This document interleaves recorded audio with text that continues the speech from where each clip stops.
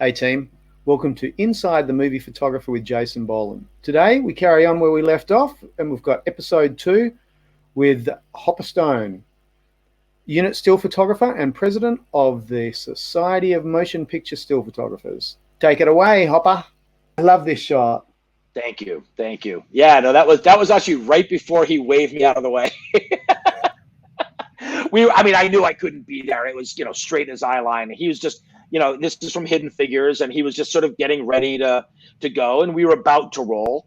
And the thing is all of those circles and lines, that's the reflection of the wall that's behind me. It's one of those, and so focusing through that was rather challenging. I had to manually focus through that reflection. One frame. That's what makes a great photographer a great photographer. You can get a frame and then get out of there and unless it's action or comedic timing, you don't need to be there for everything.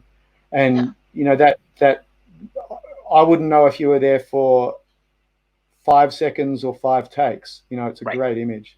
Yeah, no, I was very happy with that one. Also, Hidden Figures. It's funny, we talk about a comedy and Hidden Figures is a drama, but it's one of the things I am most proud of having ever worked on. Janelle Monae, emerging from the turbine of this of the wind tunnel. I have to tell you, so this is Janelle. This was really, she's a massive music star. This was her first sort of bigger movie, Wow. And she saw me there, the first day, and she walks up to me after a couple of takes. And she goes, "Excuse me, sir. So are you the still photographer?" I said, "Yes, I am." She goes, "Oh, you and I are going to be great, great friends." I said, "Oh, really?" She goes, "Oh, yeah, I love having my picture taken." I said, "You're right. You and I are going to be great, great friends." That is awesome. What a girl. Now, you like me, I love my behind-the-scenes images. For me, they're the behind-the-scenes photographs are... it's the best.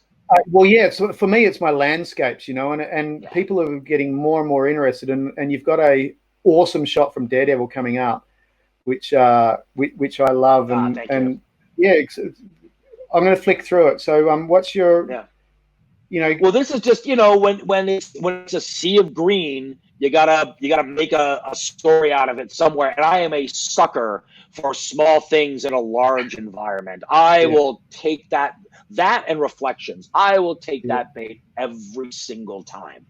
I get a lot of my posters from green screen days. People are like, "Oh, what are you doing here?" It's like, dude, you know how many posters I get from a green screen day? That's good advice. It's like, especially with the well, especially with what you do. Yeah, sure. I love this. Yes. See, this is for me. This is the crossover. Doing the comedy and the action. Yeah. In the same gig. Yeah, no, action comedy, and action comedy, it's a thing, and I've worked on a few of them, and I love them because it ticks a lot of boxes.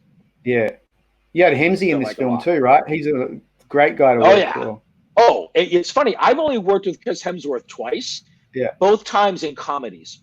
That's really. He's got great comedic timing, and he's amazing. What sucks even more is the guy can sing. So. Really? Good looking, tall, can act. The nicest guy in the world. Amazing. Yeah, he's the whole package. The whole family is. It's kind of like we're. I know. Now, I know. Here you go with your old Jacobson blimp, right? Yep. Back in the day. Give me a quick rundown on blimps. So take your camera and put it in a cinder block and shoot through that. That's a sound blimp. Lunchbox. So basically, cameras make noise, even the digital ones. If it's got a mirror and a shutter, it still makes a lot of noise. And like we've said, you want to shoot at the same time. So the only way you could do that, you put your camera in the box, and there's a cable inside that goes in the side where the cable release would go. There's a switch on the outside that'll fire the camera in focus. You put a tube over the lens. And there's a little window in the back of the thing, so you can see through the viewfinder. And it's heavy, and it's awful, and it's clunky. And anytime you want to make a change to your settings, you got to wait for the take to be over so you can open up your blimp. And they're too hard to take out. You just have to reach in and kind of find use your muscle memory to find the knobs to make your changes, and then hope you made the right change, and then try again. Yeah, exactly. No, I helped redesign them with Aquatech with Ellen Love, and they got very popular. It was at the time when Mark was dropping out of it a little bit, but we all started with Jacobson, and we wouldn't have our jobs if it wasn't for Mark and his dad and what they did, and you know, they were, absolutely. But I was not sad to see those things go. I still use them. To my knowledge, I am the first on-set photographer to have gone mirrorless. Right, that wouldn't surprise me. I think Tony Ravetti might have been a couple of weeks after me, but I'm pretty sure I was first. Who was? Tony Ravetti. Yeah, I think he was maybe a month or so after me, but I was definitely the first one to go with Sony. I think I'm the last one to still use blimps, but I need them for my action, so I can't do. I really need to throw a camera around. So so as much as my Nikon Z6 is 95% of my work, it's still 5% that I need a DSLR, and I love getting them out, but I get the exposure wrong because I think that I'm looking at an EVF and it's an optical, and I go, oh damn, okay, I've got to change the exposure. So yeah, there you go. Here you are again with your blimp. Now that's shows trapped in between two tripod, or a dolly and a tripod. I bet it was a good angle too. It's worth it. It was one of these things. Actually, the DP insisted. He's like, no, get in there. Like, they made room for it. I've got 1 foot on the dolly and another foot on an Apple box that's in between, and it's so tight there, I couldn't put my hands down. In between takes, I just stand there with my hands up. How long was the take? Oh, the take was forever. I mean, I don't know. It was probably a 5-minute scene. Oh my God, that's brutal. And then over and over and over, and I couldn't leave. It was funny. This was a movie I did with Jerry Lewis. Oh, Jerry Lewis. And Jerry walks in the room and he sees us standing there, and he goes, "Hey, let me check focus." And he reaches back and he pinched my butt. And I'm like, okay, Jerry Lewis pinched my butt. Why not? Oh, that's hilarious. Everybody keeps forgetting that Jerry was actually a very innovative filmmaker. Yeah. Oh, he invented video assist. He always played, a lot of the time he played second fiddle, but he was, I think that was more by design. I mean, he was always top billing, but he made a lot of people laugh. Yep. This from the movie Game Night, another one of my favorite action comedies. Have you seen Game Night? Yeah, great film. Dude, tight movie. Like, I just did a movie with Jason Bateman, actually.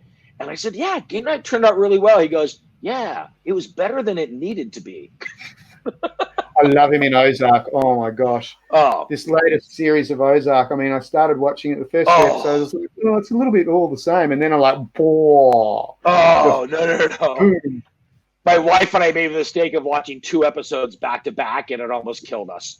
Yeah, right. It's so intense. But this is another one of these examples where you get down on the ground and you shoot at their angle. Yeah. You got it. It's all about the eye line. Yep. This is a great shot. So much going on here. Thank you. This is actually from my journalist days when I lived in Mexico. I just shot a story on Spec about the bullfights. I went to the bullfights about 6 weekends in a row. Poor bulls, but great image. Amazing image. Few Spider-Man shots. This is from the very first Spider-Man. This was my real introduction to working action, like scripted action. Is this main unit or second unit? Second unit. Good stuff. Second unit. Yeah, no, and it was and talk about having to be on the fly. So the big vertical there. Yep. So originally I was actually going to be on the shot maker, on the vehicle, sort of, getting a similar shot to that. And at the very last second, they said, no, you can't be there. Go figure something out. And I mean, they're not waiting. They're like, no, go figure something out. And, there's 6 cameras and don't get in any one shot. Yeah. And so I ran. That's Green Goblin. Yeah, on this boogie board. Oh, yeah. I have to look up on my big screen. Yeah, it's the big fight in Times Square. Right. That's crazy. Yeah. So, so this is from Monk. I did 3 seasons of Monk. Oh, did you? That was one of our family favorites as well. Yeah. I love him. Yeah, I did the last 3 seasons. He's very clever. Oh, fantastic. Very clever. And lovely guy. And his idiosyncrasies. Everyone knows someone like that. Yeah. This one, The Spy Who Dumped Me. Oh, with that little friend. Always carry a polarizer. Yep. Yep. But yeah, from The Spy Who Dumped Me in Budapest. Sorry? This is from The Spy Who Dumped Me in Budapest. Yes, and we have a mutual friend from that film. Do you work with Mila? No. You work Ivana. with Kate? Oh, Ivana, right. Yes. That's right. Yes. Oh, God. Sweet, Yes, sweet Ivana. girl. Sweet girl. Oh, my God. Yes. Hidden Figures, again, one of my favorites. And I use this shot in a lot of my presentations because I talk a lot about, making sure that there's something in your environment that is married to your subject. So even just a little thing, like you can see up in the corner, there's still that sign that says Colored Ladies Room. Yeah. Right. So it gives you a sense of the time and where and why and what. It's that storytelling. Always. This shot. Glenn Powell playing John Glenn. From this. Sorry, go on. I say this is Glenn Powell in Hidden Figures playing John Glenn. He didn't see me. I know he's looking right at me. He did not see me. I showed him the shot later. And he's like, where were you? Where were you? I'm like, dude, you looked right at me. Good job being out of the reflection there, mister. Thanks. There you go. Is that your own personal Apple box? That's me and one of my I've retired that Apple box since. It started to give me splinters. But I always carry my own Apple box on set. And I see that you're sporting our wonderful Black Rapid straps. Anyone that doesn't use them should be using them. Absolutely. And just so you know, by the way, I was having, I'll shorten the story a lot, but I was having very, very severe shoulder and neck issues to the point where my doctor told me that I was facing neck surgery in about 5 years from that point. And then you actually introduced me to the Black Rapids, and I went back for a follow-up and I showed it to him. And he looked at it and he felt it and goes, yeah, you're going to be fine. You're not going to need surgery. So I literally bought myself out of neck surgery with the Black Rapids. I'm going to tell Ron about that. I'm going to have Ron on here and we're going to have a chat about, where Black Rapid began and what was the thought process. He was a wedding photographer. I love Ron. I've met him. He's such a great guy. Ron's a classic. This is so funny. Again, this is the comedy. This is the comedic timing. Yep. This is from Stuber, about an Uber driver named Stu. Stu from Uber. Yes, and now this is comedy. So like you can't mess this one up. What is this? Dumb and Dumber 2? T.O. Dumb and Dumber 2, exactly. T.O. Those two are great. Jeff Daniels had just won an Emmy for The Newsroom, and then he came out to Atlanta to do Dumb and Dumber 2. That's insane. Oh, there they are. Lovely guys. And Jim Carrey, you like his comedy, you don't like his comedy. That's a matter of personal taste. But boy, I think he's about a guy. He can do it all. Like you look at Truman's Story and, is it Grinch? But I would see him take after take after take. Yeah. Sometimes just the littlest, smallest thing, and he would every time. There's nothing in there that is an accident. That's amazing, absolutely amazing. Oh, I've somehow got all your images out of order, which I had them in perfect order last night. This is not from a movie. This is from Somalia. Yeah. Kind of self-explanatory. Powerful and tragic. Here's the shot. There we go. Yes, it's everywhere with the SMPSP. I think it's like one of our flagship BTS shots, isn't it? Yeah, I've got a lot of play on this shot. This was literally the thing of it's a green screen unit. It wasn't even second unit. It was a special just green screen unit. And after a while, I don't know, running out of things to do, and I was across the stage and I saw all those silhouettes, and I'm like, oh. That's kind of cool. Yeah, right. I shot maybe, 2-3 frames. I didn't really think anything about that. And then afterwards, I'm like, oh, that's actually kind of cool. I would, in many cases with green screen, I turn them into mono, into black and white. But this is actually works much better keeping the color. It's quite something else. Yeah. You got to keep an eye out. Okay, now, Hopper. Our poster. Phillips, right? Our poster. Yes. We don't need to talk about whose is whose, but it's a collaboration. That's when you and I became dear friends, and Yes. And yeah, we got to work with that amazing human, Tom Hanks and America's Paul uncle. Greengrass. Hanks is just incredible. Oh, there you are. There you go. Yep. They were about to do some gunfire. So, you got it. There's always a little bit of, powder and wadding and stuff like that. And I don't remember what was I think it was gunfire, and I think also some broken glass. Yeah. Well, so, I mean, safety film set. People don't realize what we all go through on a real film set, not sadly, some that don't pay any attention, but we're lucky enough to work on real films with real studios, and it's,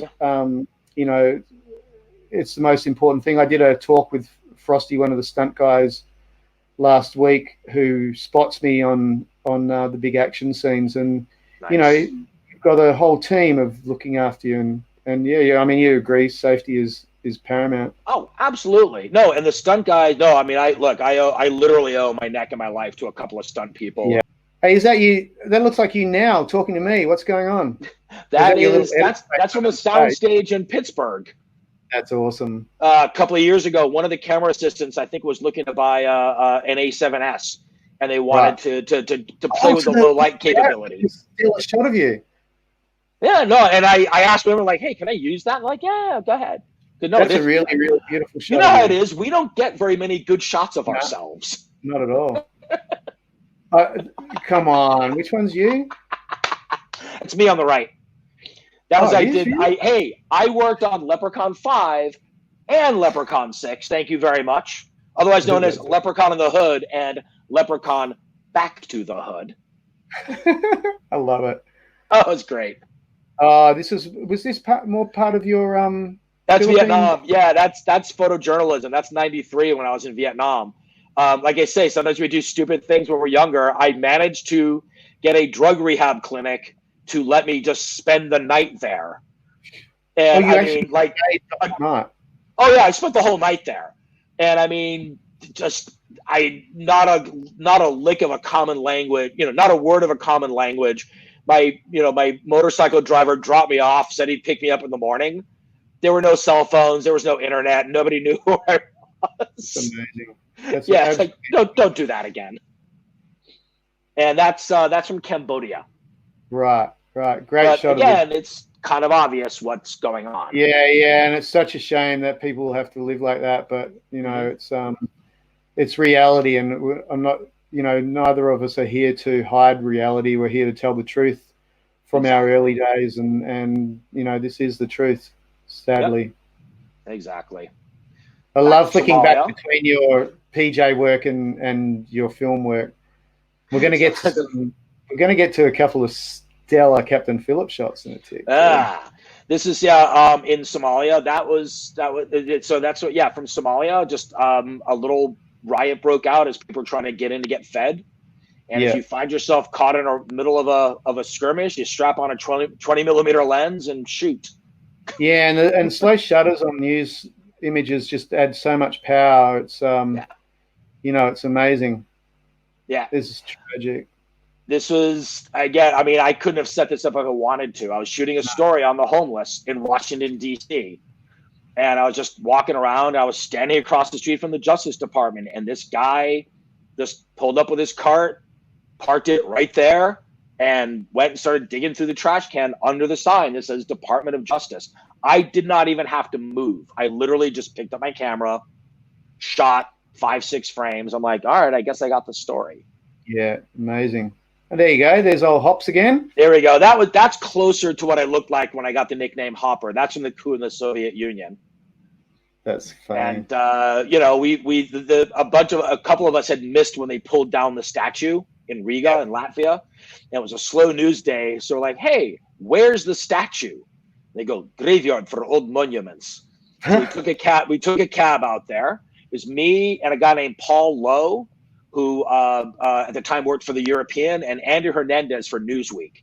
And I was on for the World Report, and we just shot that. I'm a bit jelly of this, actually. I think this is probably the best Captain Phillips shot. You did a month of it. Can I tell you a secret? Yeah. That's a setup. Well, that says a lot about that's Corey, right?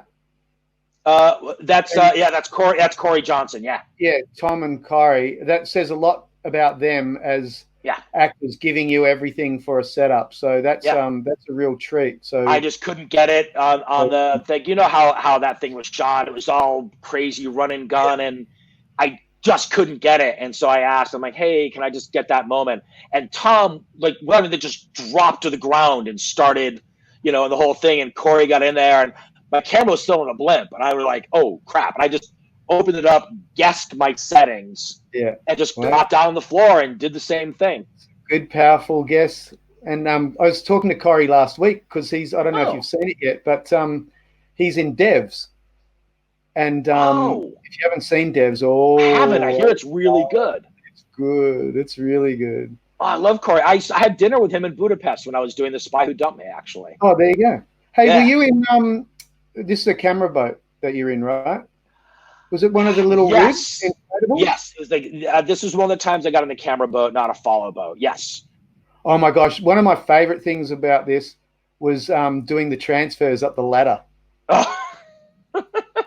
It was great. And the swell was like, whoa, and it would go up like 3 meters, and you'd have to time it to jump off.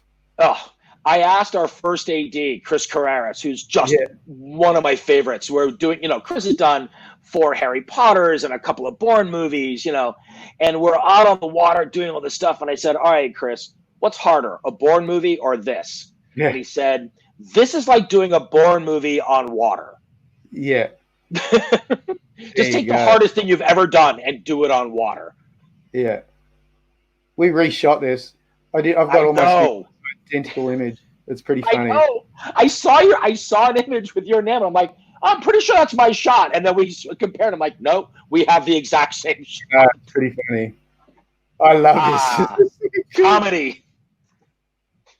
The hardest thing about shooting a scene like this is not laughing. Yeah. While they're shooting, it's really hard, because now with digital, they just go on and on and on. So they'll shoot for 20, 25 minutes. It's another great shot. Thank you, Bateman in Game Night.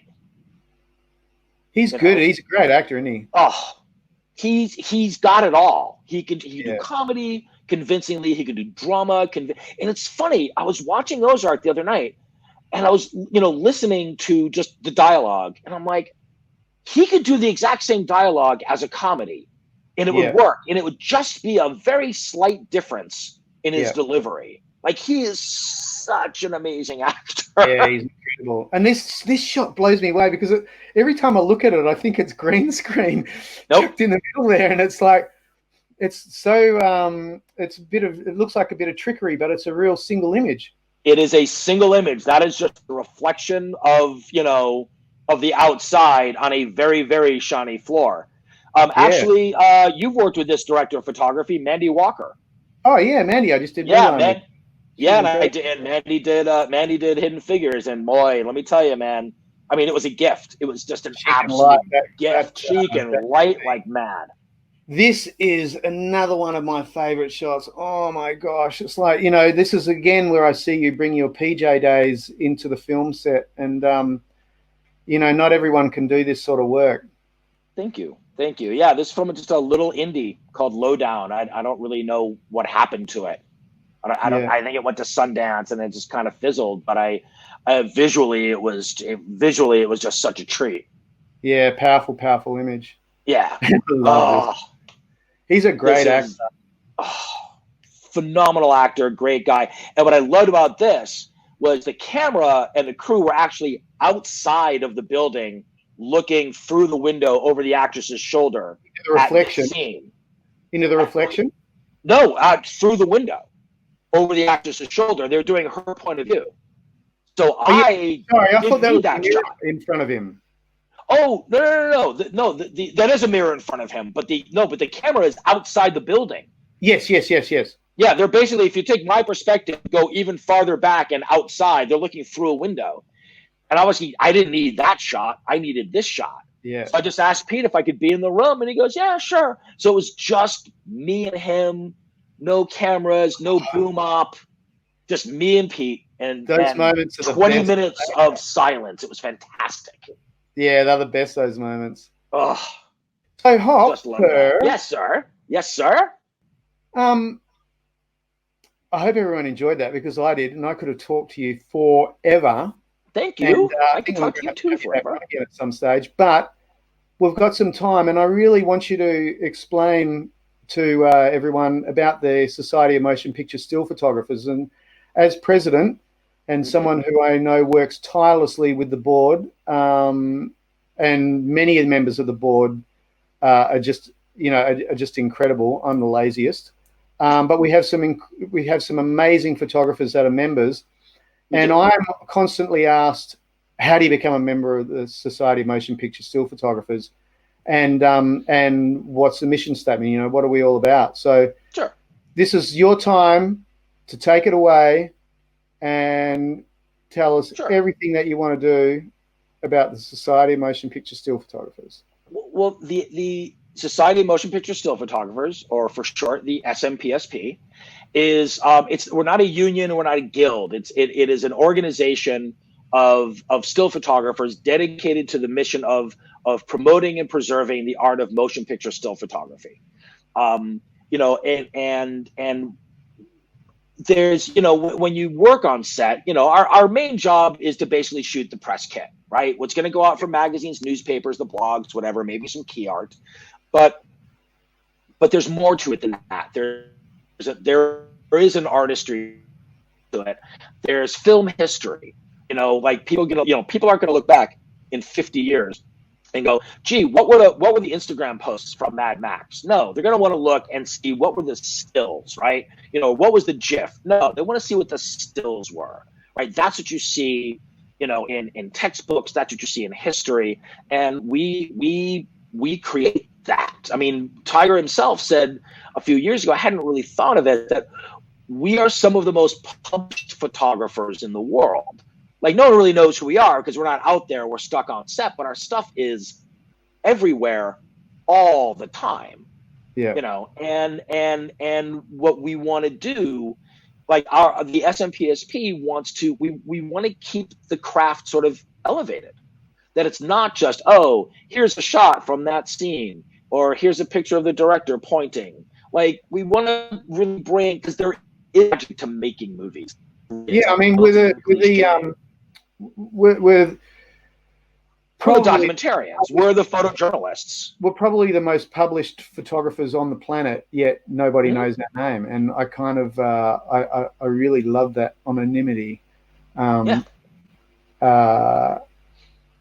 this is, the SMPSP to me gives all these photographers not only a voice but also an identity, and it's a powerful organization to be involved with, especially with the archival facts and preserving images. And I mean, it is strange because it's a moving image, yet in many respects people remember the still frame from films, and and what you're saying about that's where we come from, that's a pretty amazing thing. So now for the photographers out there that want to get into it, I know for a fact myself, I waited for a long time because I wanted to know that I would be worthy, but at the same time I also thought that I had to be invited. And people, I think, feel that we're a little bit elitist, and that's absolutely not the case. We want the best of the best photographers in there, and the ones that are showing that show incredible potential to grow with their careers. And what's the process of getting into the Society of Motion Picture Still Photography? Well, once upon a time, you did have to be invited. That way before our time, that is the way it worked, and then it sort of just changed over the years. Now, so the minimum requirements is you need to have 8 years of experience working mainly as a unit photographer.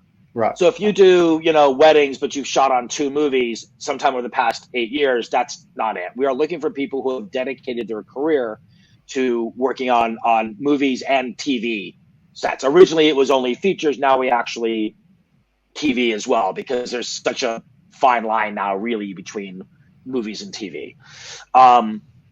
And so you need 8 years of experience, and you fill out an application, and you submit a portfolio.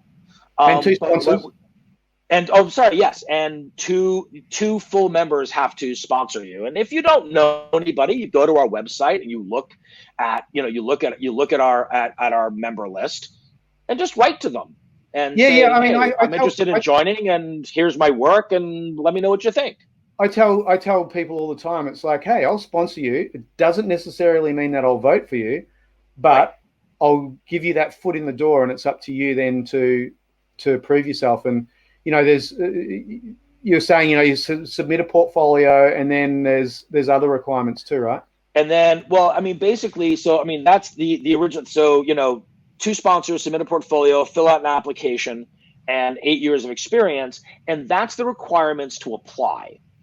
Right. And isn't there and also there's the reason of wanting to be. Well, that on the application, I didn't know if I was going to bring that up. Yes, the application basically is just your basic information, and we have one question, and that question is, why do you want to join the SMPSP?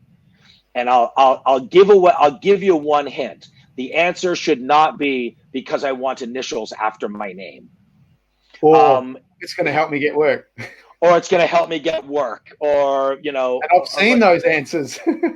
Yes, we have. Oh, yeah. And if one more person writes, it would be such an honor to be in this group of my peers that I so respect. Like, you got to give it a lot of thought. The question is graded very, very heavily. And then we have what is my favorite time of the year, what I call draft week, which is usually in September sometime. And it's a week. It is a full week of deliberations amongst the new member committee, which is 12 people. And you need 9 yes votes to get in. So 75% to get in. And it is a very, very active, sometimes bloody discussion. It is nobody, we don't care. Here's the thing, and I tell people this, we do not care about your resume. We do not care what actors you have worked with. We know every single trick there is to padding your portfolio in your resume. We know it all. So don't submit a portfolio to get a job. You submit a portfolio to impress other photographers, which is why we encourage people to do their own portfolio just for us and not just their website, because a lot of times your best stuff isn't really on your website. Yeah, exactly. And I think that people too sometimes feel a little bit intimidated by some of the members, and the reason why you're actually about to get into the SMPSP is because you're an equal, and there's some incredible talent out there, and I've been lucky enough to be involved with Draft Week a few times, and just seeing the sheer talent out there, and exactly that. I mean, you don't have to have worked on massive films, because that usually comes further down the track in your career, but it's what you do in those early films that define your style, and we're not dumb, and we can see what's there, and there's exciting days ahead for the SMPSP, and it is something, it is a society worth being involved with, and there's also worth mentioning from my side of things too, just because you didn't get in the first time you tried doesn't mean that you will not get in. And it's not, we're not out there to be elitist. We're out there to share and contribute, and the society is, I guess it's some sort of respects, is a bunch of people who like collaborating together. Yeah, absolutely. And we all feel passionately about what it is that we do, and we're trying to sort of keep, we're just trying to make sure that standards don't, just because other people, sometimes clients expect a little less of us. Because of just the way social media has become and stuff like that. Oh, we don't need anything that fancy. That's great. We want to make sure that the entire field doesn't just get diluted to that. That, like, there are still people out there who are just driving for their best shot, like, because it's there, not because the studio needs it, or it's like, no, because it's there. Yeah. And there's some absolutely astounding photographers that are out there, and there's hundreds and hundreds and hundreds more that are deserving of being in the Society of Motion Picture Still Photographers. And Absolutely. I want to see them. I love looking at people's work, and it helps me grow as a photographer as well. And as I'm sure it does with you, when you see something, you go, ooh. Yeah. Look, we have one member, if I can mention him by name, Robert Palka from Poland. Yeah, right. Okay, so I don't know how good his English is. I mean, his application was, it's not his first language. He's only worked on things that are sort of for Eastern European consumption. Czech, Polish, that area. Nothing I've ever seen that any of us in the board had ever seen.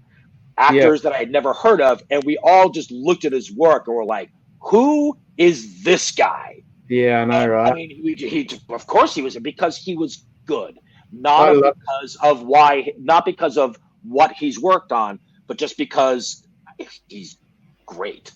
Yeah, I love those moments when you look at someone's portfolio and they just make you go wow. And that's you touched on it earlier before. It's not about how many images. You can literally put in 10 images and that's more than enough for us guys to see a style and wish we had worked on those films. I know.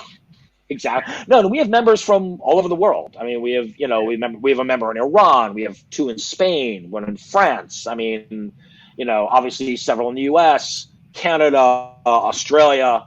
I think we don't have any in Latin America or Africa. Well, that's about time we change. So if anyone's out there looking at that, submit. I'm more than happy to sponsor. Yeah, and please do. And I'll put a link to the SMPSP down the bottom too in the about section so people can have a look. Well, Hopper, I think we better wrap it up. Or I better let you get some sleep. It must be like nearly midnight over there. 20 minutes to midnight, but hey, it's my birthday. Happy birthday, Hopper. Thank you very much. I am 4018. That's funny. Hey, stay in the green room for 4018. 4018. Oh my gosh. Hey, I'm going to chuck you in the green room and I'm going to wrap it up, and I'll just hang out so I can have a little chat. All right, well, thanks for having me, Tiger. It was really fun. I know, it was really fun, and it's like I could talk to you forever. So much for 30 minutes, an hour and 10 minutes as usual. All right, bro. I'll catch you in a tick. Okay, team. So I hope you enjoyed that chat with Hopper. That's episode 2, done and dusted. Man, Hopper could talk forever. So we might have to have him back on at some stage, and especially if you have more questions, leave them down below. And same drill, subscribe if you can. Ding the bell. You never know who's going to turn up on here, so you want to get those notifications. Hope you enjoyed that, and have a great day. Cheers.